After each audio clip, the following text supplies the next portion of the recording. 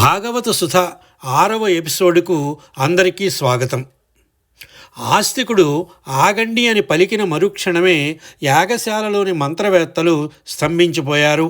అప్పటికే ఆకాశంలో ఒక విచిత్రమైన దృశ్యం కనిపిస్తోంది. ఇంద్రుడిని ఆశ్రయించిన తక్షకుడు ఇంద్రుడితో సహా హోమగుండం వైపు వేగంగా లాగబడుతున్నాడు. ఇంద్రుడు భయపడి తక్షకుడిని వదిలేసి పారిపోగా మంత్రాల శక్తికి తక్షకుడు తలక్రిందులుగా అగ్నికీలలకు కేవలం కొద్ది అడుగుల దూరంలో గాలిలో వేలాడుతున్నాడు.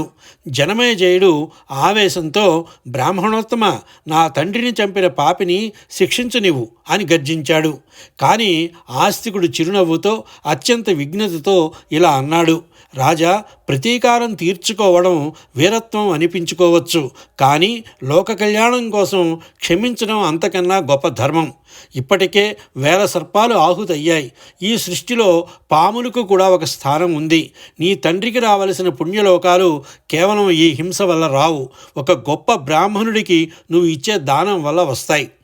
ఆస్తికుడి పాండిత్యానికి తర్కానికి జనమేజయుడు ముగ్ధుడైపోయాడు. నీ కోరిక ఏమిటో కోరుకో అని జనమేజయుడు అనగానే ఆస్తికుడు వెంటనే ఈ యాగాన్ని ఆపి తక్షకుణ్ణి మిగిలిన సర్పజాతిని రక్షించు అని కోరాడు. ఇచ్చిన మాట ప్రకారం మనసు చంపుకుని జనమేజయుడు యాగాన్ని నిలిపివేయమని ఆజ్ఞాపించాడు. వెంటనే ఋత్విక్కులు మంత్రాలను ఆపేశారు. హోమగుండంలో పడబోతున్న తక్షకుడు గాలిలోనే ఆగిపోయి ప్రాణాలతో బయటపడి పాతాళానికి పారిపోయాడు. అలా ఒక యువ బ్రాహ్మణుడి మేధస్సు సర్పజాతిని సర్వనాశనం కాకుండా కాపాడింది.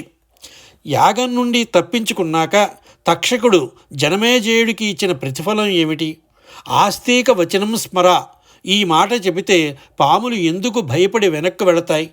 ఈ యాగం ముగిసిన రోజే మనం నాగపంచమిని ఎందుకు జరుపుకుంటాం? ఈ అంశాలు రేపటి ఎపిసోడ్లో తెలుసుకుందాం. స్వస్తి.